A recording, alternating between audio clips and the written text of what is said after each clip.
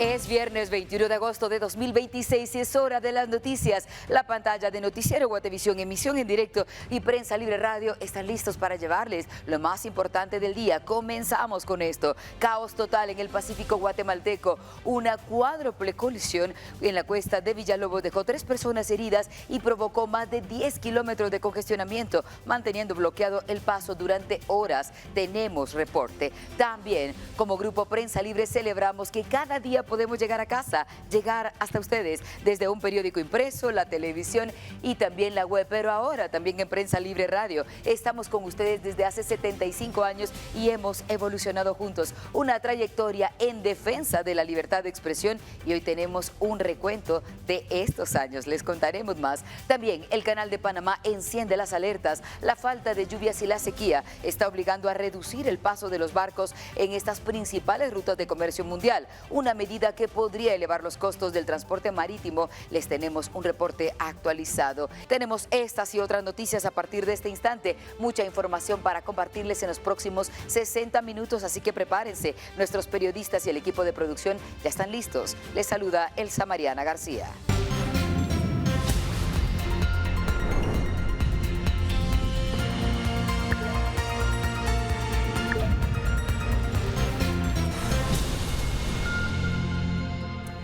Y hablando de estar evolucionando, nos vamos a conectar también en las redes sociales. Recuerden suscribirse a nuestro canal de YouTube. Nos encuentran como En Directo, 13 horas Noticiero Guatevisión. Y ahora mismo estamos en vivo por Prensa Libre y también, por supuesto, por guatevisión.com.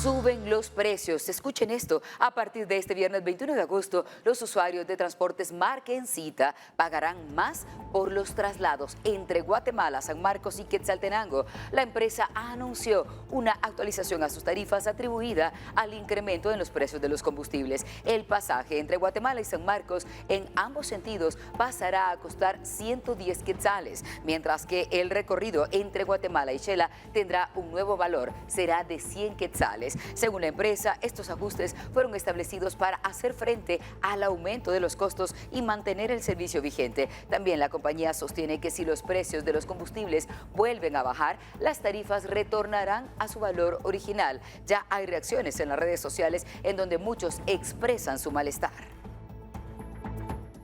Y escuchen esta historia, mató a su suegra y luego se suicidó. Una discusión familiar terminó en tragedia en la colonia La Esperanza, en la zona 6 de Misco. Por ahora sabemos que todo habría iniciado por una pelea doméstica que subió de tono al punto de que un hombre atacó a balazos a su pareja sentimental, al hermano y a la madre de ambos. Poco después se quitó la vida. La cauda mortal dejó a Blanca Elizabeth Gómez, de 65 años, muerta. Ella era la suegra de Pablo Marcucci, de 42. La pareja sentimental del atacante, Cindy Pérez, de 26 años, sobrevivió a las balas, al igual que su hermano menor, Cristian, de 23 años. Agentes de la policía acordonaron la casa de la familia e intentan encontrar respuestas de lo que detonó esa tragedia.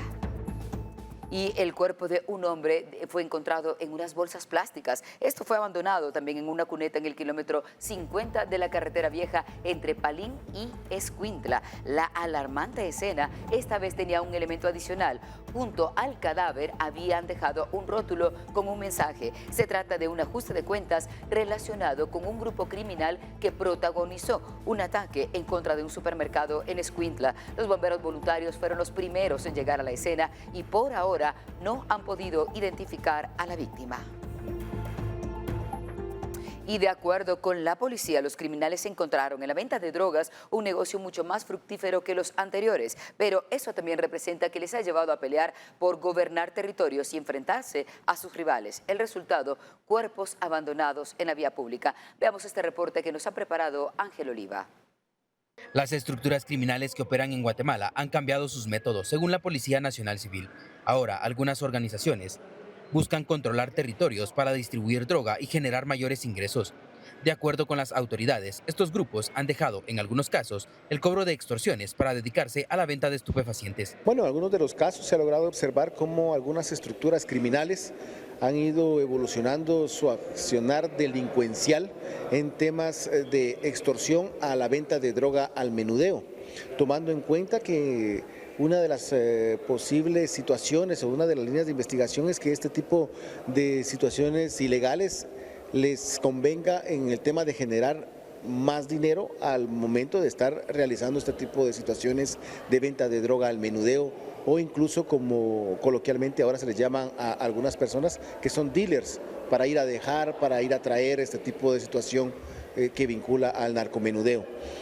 Han ido evolucionando en distintos de los casos, tomando en cuenta que han incluso tenido ya unas disputas con otras estructuras criminales que se dedicaban anteriormente solamente al tema del narcomenudeo, como en el sector de zonas 3, zona 7 de la ciudad de Guatemala.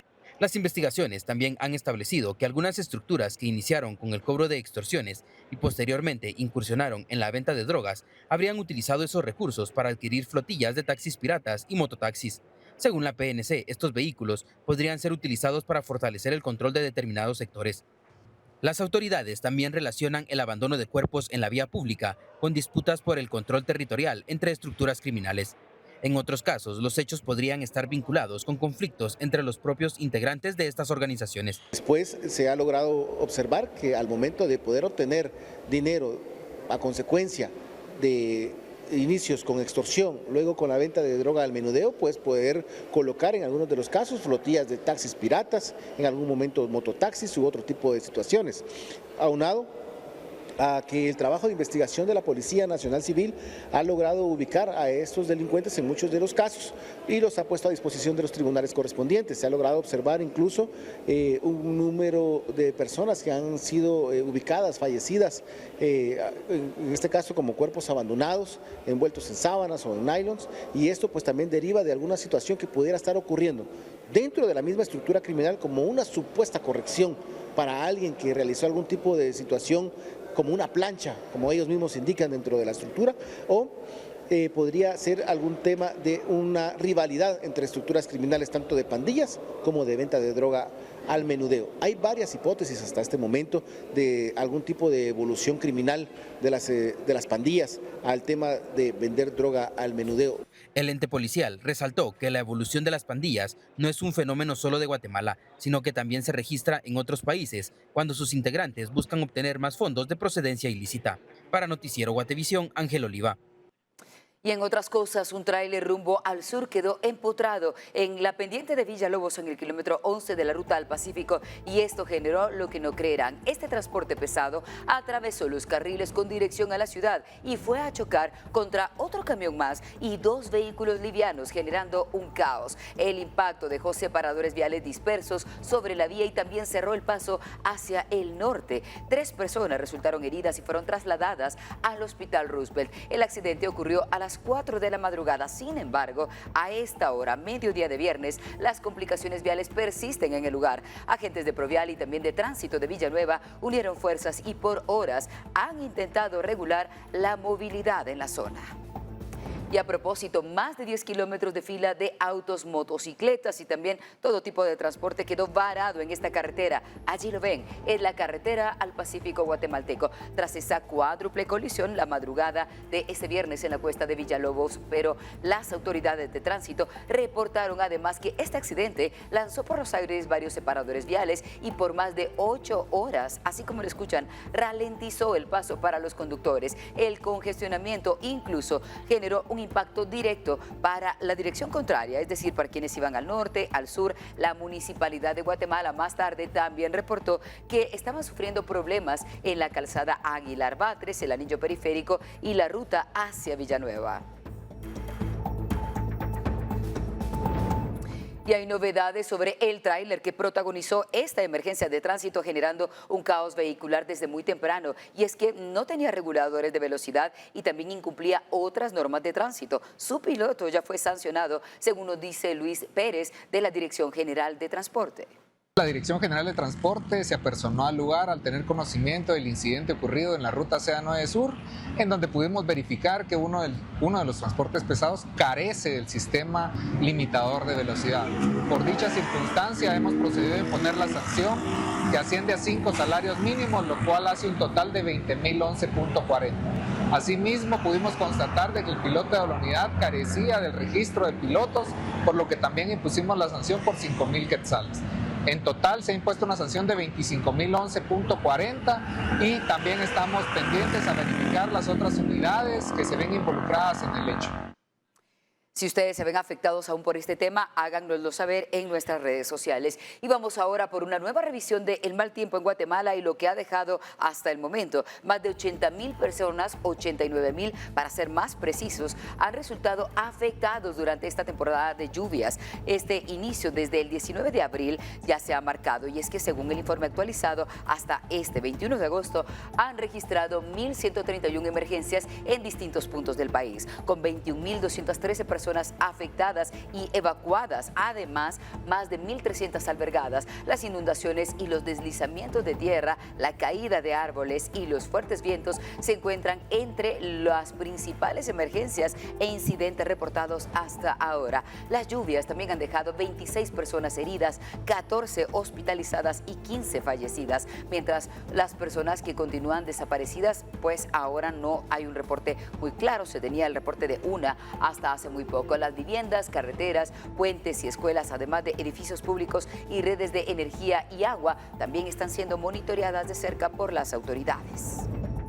Y las lluvias acompañadas de tormenta eléctrica podrían registrarse durante la tarde y noche de este día viernes, pero también durante el fin de semana, principalmente en regiones del sur y el centro del país. El pronóstico para este sábado 22 y domingo 23 de agosto también prevé que haya niebla por la mañana y al final del día, es decir, ya para la noche. En la capital se esperan temperaturas máximas de entre los 27 y 29 grados, mientras que en el Pacífico y Petén las temperaturas podrían alcanzar los 38 grados, pero la zona más caliente del país será el oriente, en donde el termómetro alcanzaría los 39 grados. Las recomendaciones: hidratarse constantemente, usar bloqueador solar y evitar la exposición prolongada al sol.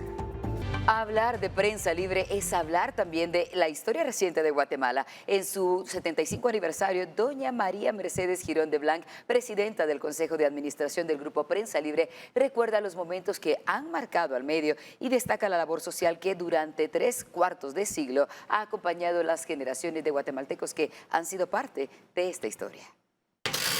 En voz de María Mercedes Girón de Blanc. El legado de los fundadores.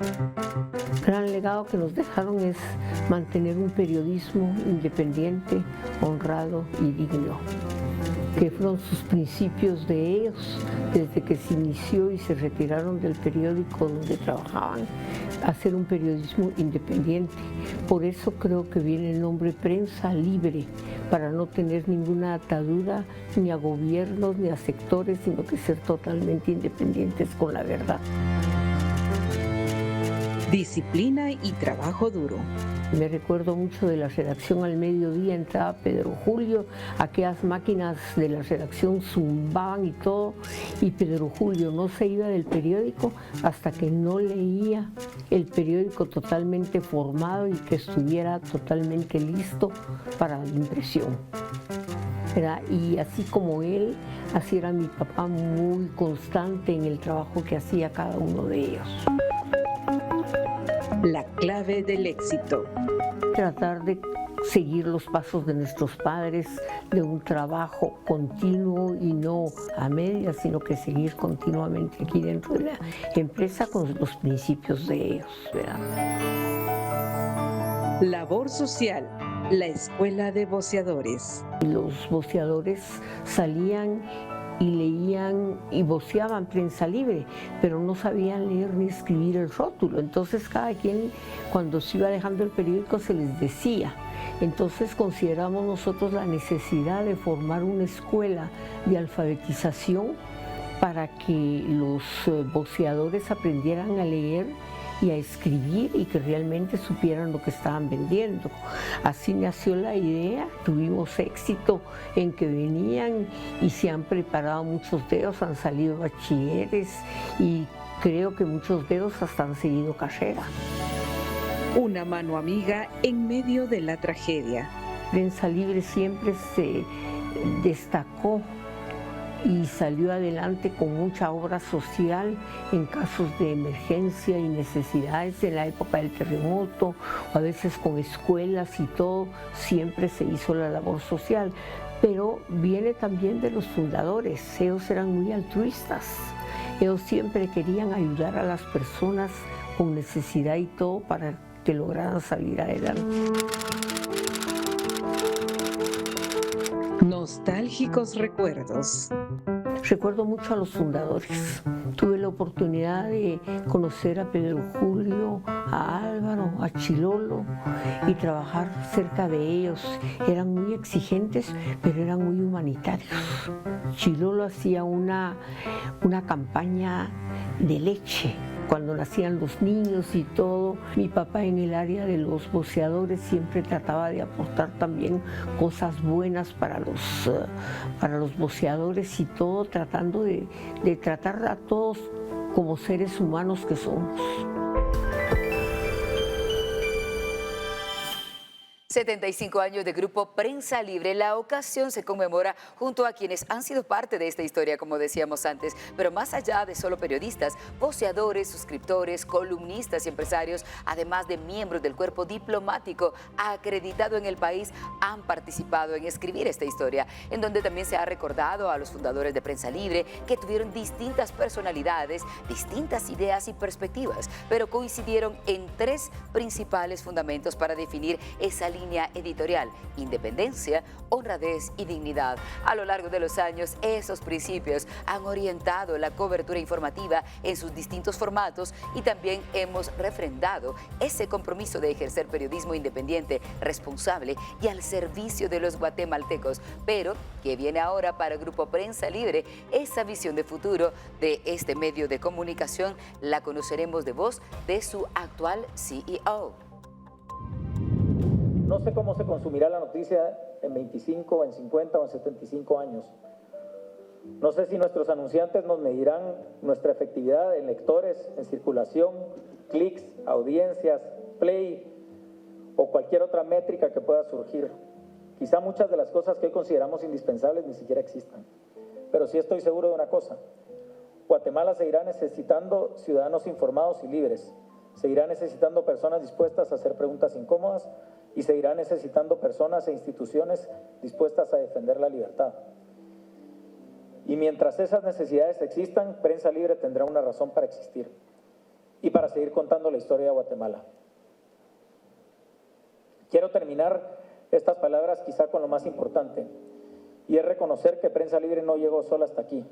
Llegamos hasta aquí porque durante 75 años millones de lectores decidieron confiar en nosotros, porque miles de anunciantes confiaron sus marcas a nuestras plataformas, porque agencias de publicidad nos hicieron parte de sus estrategias y de las historias que construyeron para sus clientes, porque empresas, cámaras empresariales, instituciones, organizaciones y líderes de distintos sectores han debatido con nosotros, nos han cuestionado, nos han exigido, pero también nos han acompañado, porque nuestros voceadores llevaron Prensa Libre hasta el último kilómetro y porque generaciones de colaboradores hicieron de esta empresa mucho más que un lugar de trabajo, la hicieron suya. Por eso, estos 75 años les pertenece principalmente a ustedes. Gracias a Dios por esta empresa y esta institución y por el trabajo que tenemos. Gracias a quienes confiaron en nosotros, gracias a quienes nos criticaron, gracias a quienes nos exigieron ser mejores. Gracias a quienes alguna vez compraron un ejemplar y a quienes hoy nos leen en pantallas.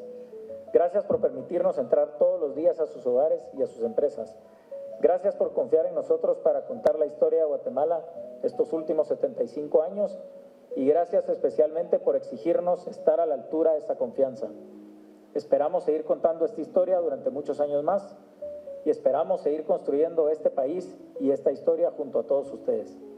A todos ustedes. Ahí tenían las declaraciones de Christian Black, nuestro CEO, pero también el periodista Mario Antonio Sandoval ha hablado ante nuestras cámaras y ha destacado cómo Prensa Libre llega a sus 75 años con el deber cumplido, como una misión de las bases que dejaron sus fundadores, pese a los retos de ejercer periodismo independiente. En voz de Mario Antonio Sandoval. ¿Qué significa que un medio de comunicación cumpla 75 años?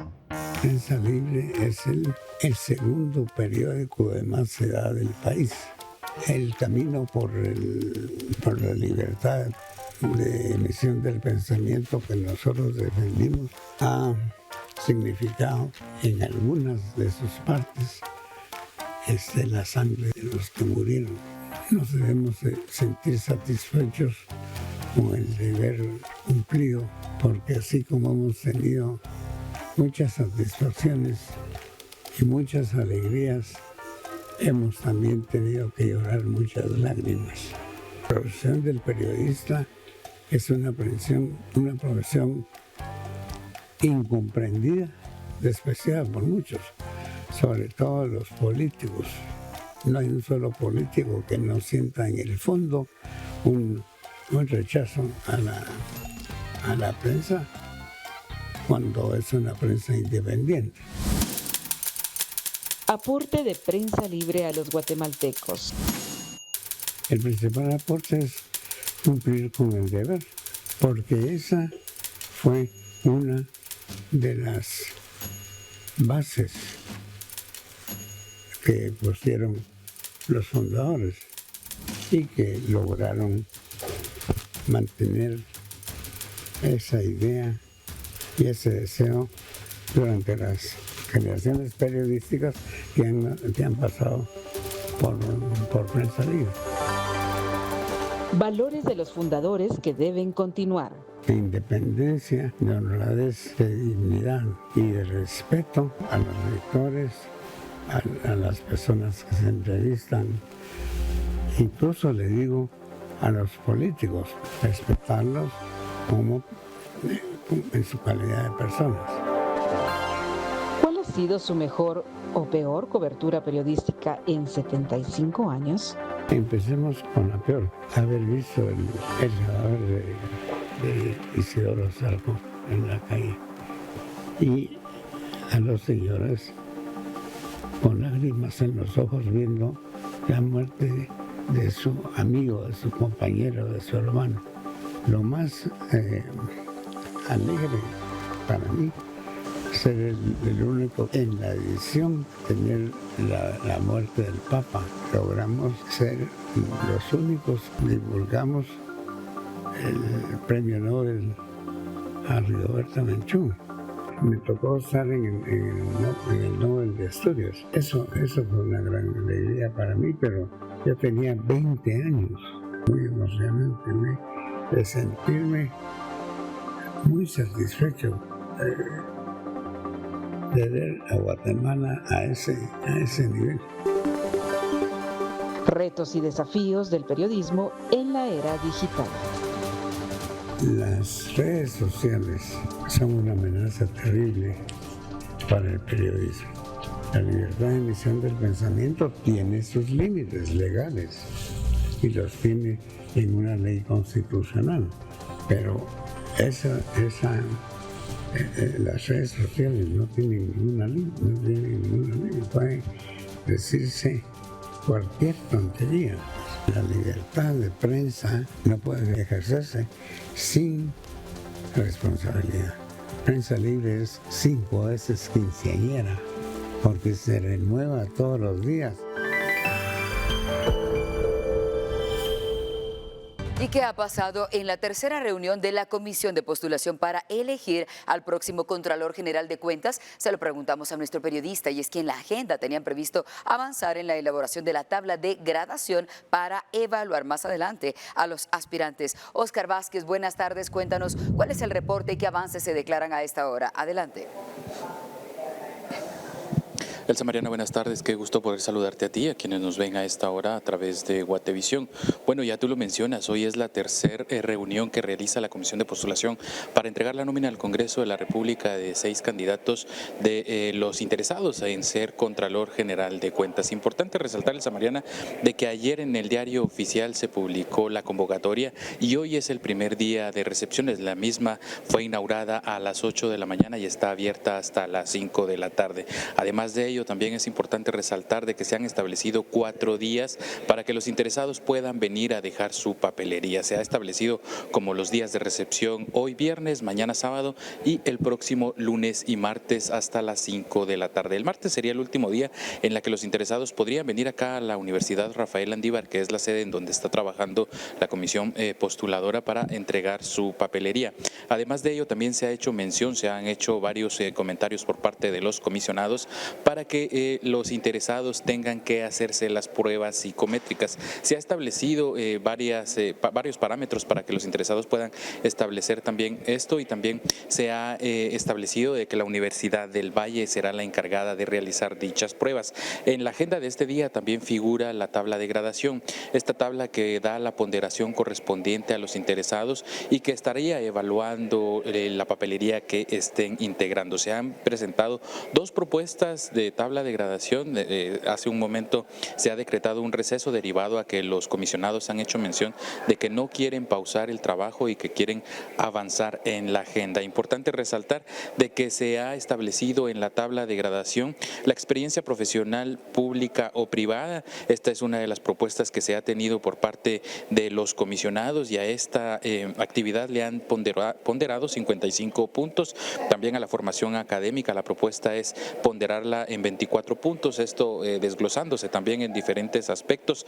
También en una de las propuestas que se plantea se ha mencionado de que pueda darse la ponderación de 10 puntos a la experiencia docente, y 5 puntos también se ha propuesto de que se otorgue a la producción doctrinal por parte de los interesados a ocupar el cargo de Contralor General. Importante resaltar, Elsa Mariana, de que se tiene previsto de que la sesión culmine a las 3 de la tarde. Sin embargo, de ser necesario, los comisionados estarían sesionando, estarían alargando, tal y como se había mencionado anteriormente, de poder prolongarse, poder llegar a los consensos para poder prolongarse y, de ser necesario, declararse en sesión permanente. Pero por supuesto, en nuestras próximas emisiones tendrá el informe completo de lo que es, de lo que aprobarán los comisionados y de todo lo que acontecerá acá en la comisión de postulación.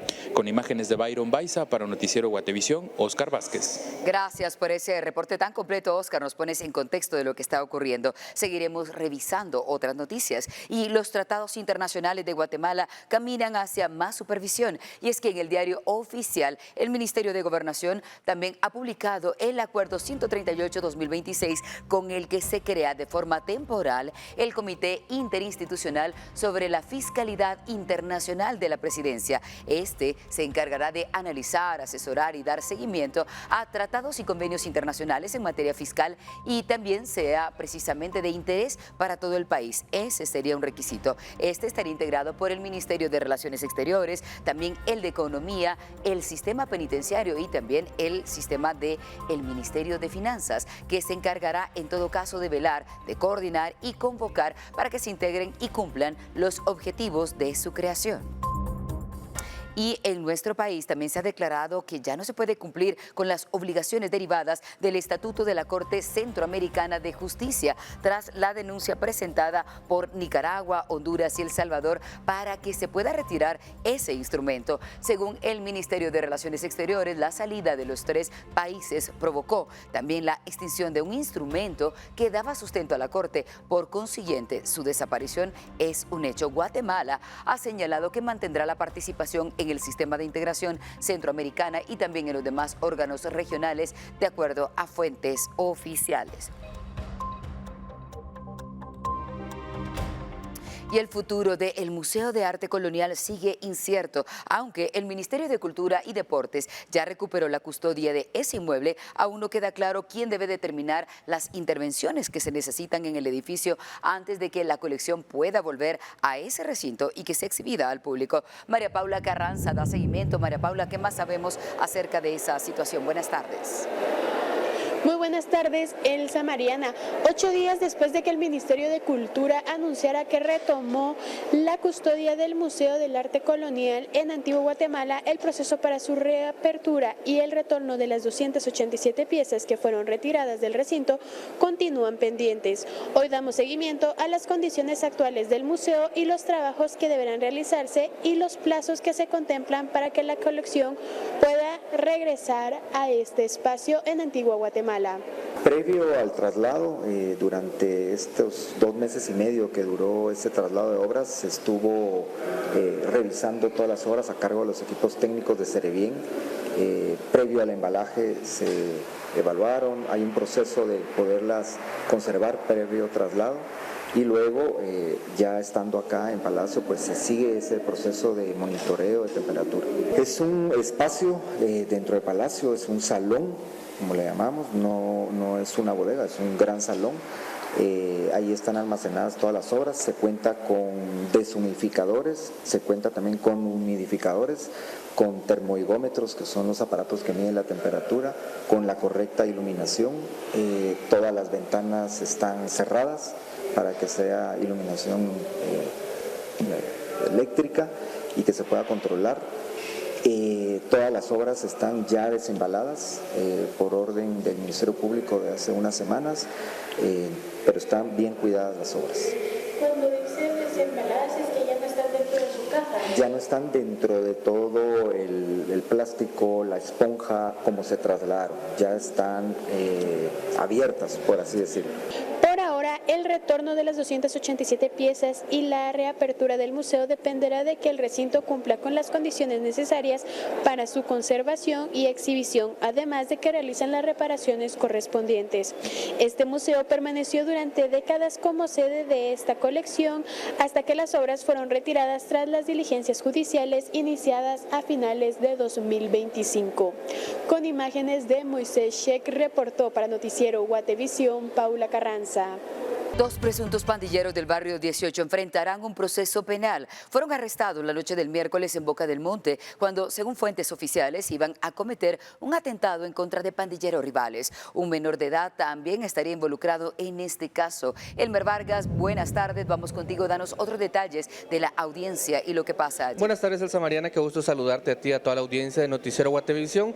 Hace unos instantes ha concluido la audiencia de primera declaración de 2 presuntos pandilleros del barrio 18, quienes fueron capturados la noche del pasado miércoles en la zona 3 de Boca del Monte. Esto cuando ellos se transportaban en un vehículo y en el cual se les decomisaron armas de fuego. Así también un menor de edad fue remitido al juzgado correspondiente. Pero es importante señalar que en la audiencia que han comparecido este día se encuentran Eric Humberto Rodas y también Ludwig Alejandro Camo Culajay, ambos, como les comento, presuntos integrantes del barrio 18. En el caso de Eric Humberto, señaló que él conducía el vehículo y que se dedicaba a trabajar como taxista, mientras que Ludwig Alejandro Camo Culajay portaba un chaleco antibalas. Ahí también el menor de edad que se transportaba en la parte trasera del vehículo se localizó una pistola. Ambos indicios fueron puestos a disposición de la judicatura y una jueza de turno ha resuelto que ambos enfrenten un proceso penal por el delito de transporte y o traslado ilegal de arma de fuego, así también por el delito de encubrimiento propio. Pero algo que es importante señalar,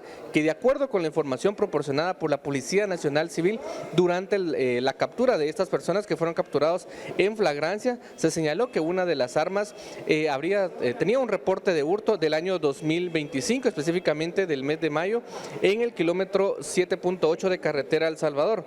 Es importante mencionar que también, de acuerdo con los investigadores, ambos detenidos al momento de su captura indicaron que habían sido coordinados por Ever Dionisio Sinay, alias Cartoon, líder de la clica terrorista del barrio 18 llamada Crazy Gangster, recordando que alias Cartoon fue recapturado recientemente tras haberse fugado del centro carcelario Fray Janes II. De acuerdo con la información preliminar, en este caso estas personas detenidas se dirigían a realizar un ataque armado en contra de pandilleros rivales, esto por pelea de territorio donde se desarrolla el narcomenudeo, de acuerdo con la información proporcionada. Es importante señalar que ambos detenidos durante la audiencia de primera declaración se abstuvieron de declarar y únicamente la jueza ha resuelto ligarlos a proceso penal, y también en estos instantes únicamente se está a la espera de resolver si ellos deberán ir a prisión o si serán beneficiados con la medida sustitutiva, es decir, arresto domiciliario. De esta cuenta también deberá conocerse la nueva fecha en la cual ellos deberán comparecer para la audiencia de etapa intermedia y qué juzgado estaría a cargo de continuar este proceso. Así que de esta cuenta ha finalizado esta audiencia y estaremos pendientes de lo que pueda conocer en el avance de la investigación en contra de ambos detenidos, como les comento, presuntos integrantes de la pandilla del barrio 18. Este es el detalle que tengo para compartirles desde Torre Tribunales. Yo regreso con ustedes a los estudios con imágenes de mi compañero Javier González, reportó Elmer Vargas.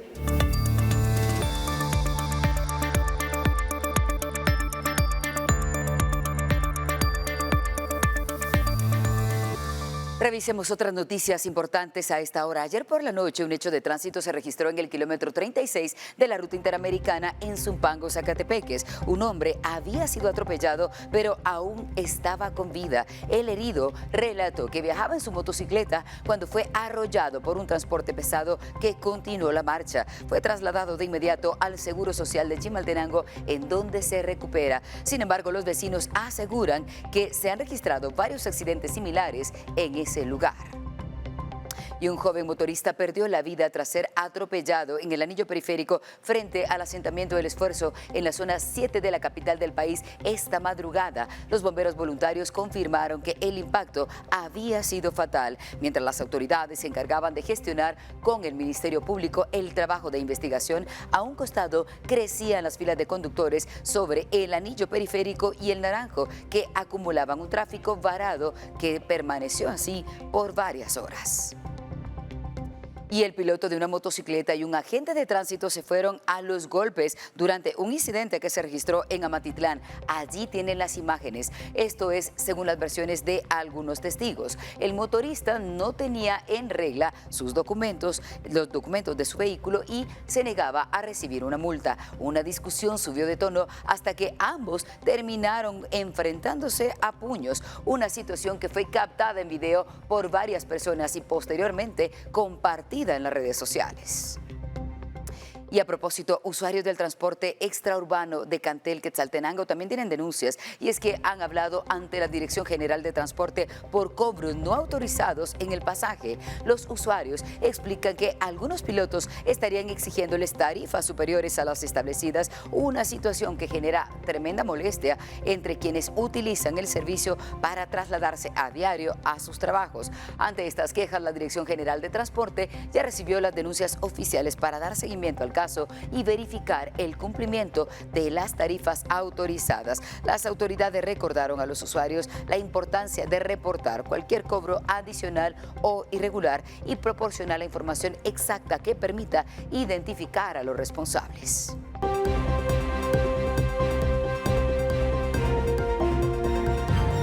El fenómeno del Niño comienza a generar impactos en una de las principales rutas comerciales del mundo. El Canal de Panamá reducirá desde septiembre el tránsito de buques debido al descenso de las lluvias. El Canal de Panamá anunció el jueves nuevas restricciones al tránsito de buques debido a la disminución de las lluvias provocada por el fenómeno del Niño, una situación que amenaza el funcionamiento de una de las rutas marítimas más importantes del mundo. A partir del 3 de septiembre, el número de cruces diarios se reducirá de 36 a 34 embarcaciones y desde el 15 de septiembre bajará a 32. Por esta vía, de 80 kilómetros de longitud, circula alrededor del 5% del comercio marítimo mundial. La autoridad del Canal de Panamá explicó que los lagos Gatún y Alajuela, que abastecen de agua a las esclusas, registran niveles afectados por la sequía. Las precipitaciones en la cuenca fueron un 34% inferiores al promedio histórico, mientras que el aporte de agua al sistema cayó un 44%. Las nuevas restricciones podrían aumentar los tiempos de espera para los barcos que no cuenten con una reserva previa. Actualmente, 9 de cada 10 tránsitos se programan con anticipación, mientras que los espacios restantes se asignan mediante subastas. La presión sobre la ruta quedó en evidencia en abril, cuando una embarcación llegó a pagar $4 millones para asegurar su paso, muy por encima de los $135,000 que era el promedio antes de la reciente crisis en el estrecho de Hormuz. La administración del canal advirtió además que no descarta nuevas medidas si persiste la falta de lluvias. Para reforzar el suministro de agua, también impulsa la construcción de un embalse de 4.600 hectáreas en el río Indio, una obra valorada en $1.600 millones que busca proteger las operaciones de la vía frente a futuras sequías y garantizar el abastecimiento de agua potable para gran parte de la población panameña. Y en otras cosas, Estados Unidos elevó la presión contra Irán con una nueva ofensiva económica que busca aislar básicamente al país y debilitar al gobierno de Teherán. El secretario del Tesoro estadounidense Scott Bessent llamó a los aliados de Washington y también a China a sumarse a lo que describió como la mayor operación coordinada de aislamiento económico de toda la historia. Además, advirtió que los países que mantengan vínculos con Teherán podrían enfrentar represalias. Irán acusó a Estados Unidos de practicar terrorismo económico y de afectar a la población civil con esas sanciones. Aunque las tensiones militares han sido disminuidas hasta el momento, continúa el bloqueo naval estadounidense y las restricciones en el estrecho de Hormuz. Las conversaciones entre ambos países también siguen suspendidas. Y a propósito, luego de que Washington instara a sus aliados y a Pekín a sumarse a las medidas de presión contra Teherán, China respondió. Asegura que las sanciones y las presiones económicas no son la solución para abordar la situación con Irán. Las sanciones y las presiones no son la solución. Eso respondió China el viernes a Estados Unidos, que un día antes instó a sus aliados y a Pekín a sumarse a la operación de castigo económico contra Irán.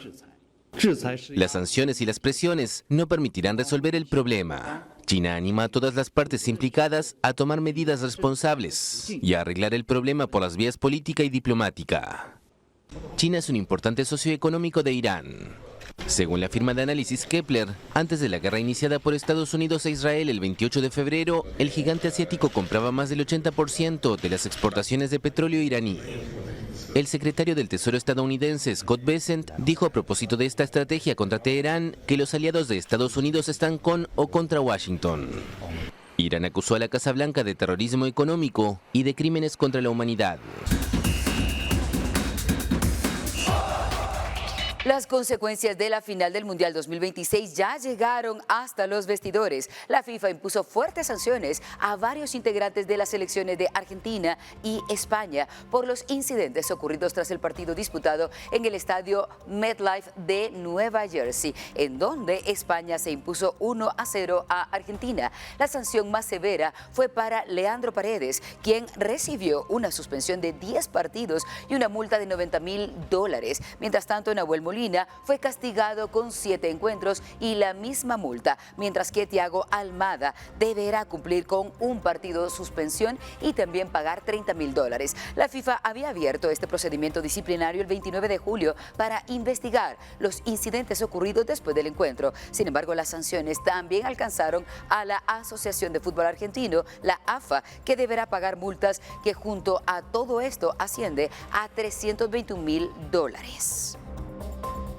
Y este domingo 23 de agosto se realizará la 42K y es esta media maratón de la ciudad de Guatemala. Lo que básicamente habría que registrar son cierres progresivos en donde se estarán dando estos eventos.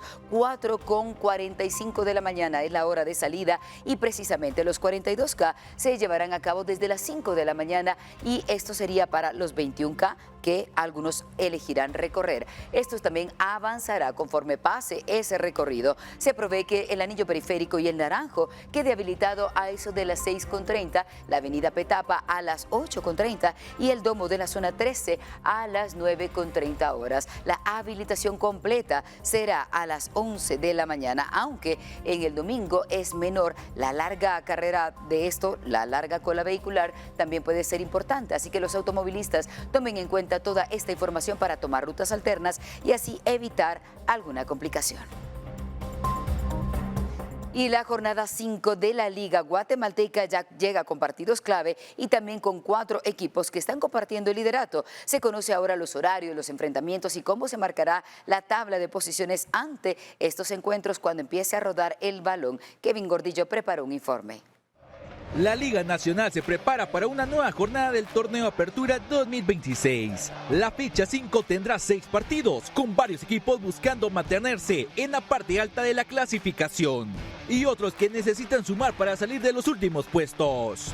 La jornada comenzará mañana a las 3 de la tarde, cuando Aurora reciba a Suchitepeques. Más tarde, a las 6 de la tarde, Antigua GFC se enfrenta a Comunicaciones, en uno de los duelos más atractivos de la fecha. A las 8 de la noche, Municipal será local ante Xelajú MC, en otro compromiso que promete ser importante para la pelea por los primeros lugares. La actividad continúa el domingo a las 3 de la tarde. Misco enfrentará a Guastatoya. A las 6 de la tarde, Marquense se medirá ante Cobán Imperial. Y la jornada cerrará a las 8 de la noche con el duelo entre Malacateco y San Pedro. Tras 4 jornadas, Antigua GFC, Guastatoya, Municipal y San Pedro comparten el liderato con 9 puntos. Comunicaciones marcha quinto con 7 unidades, seguido por Misco con 6. Más abajo aparece Xelajú MC y Cobán Imperial con 4 puntos. Mientras que Aurora y Marquense tienen 3. Malacateco suma 2 y Suchitepeques ocupa el último lugar con 1 punto. La quinta jornada podría generar movimientos importantes en la clasificación, especialmente en la parte alta, donde 4 equipos llegan empatados en puntos y buscarán mantenerse en la pelea por el liderato. Informó para Noticiero Guatevisión Kevin Gordillo. Allí tienen la previa. Hasta aquí las noticias. Agradecemos que nos hayan acompañado una vez más. Recuerden, el fin de semana también hay noticias el domingo a las 8 de la noche con Paula Osaeta. Que tengan un buen descanso. Nos vemos el lunes a la 1 del día aquí mismo. Hasta pronto.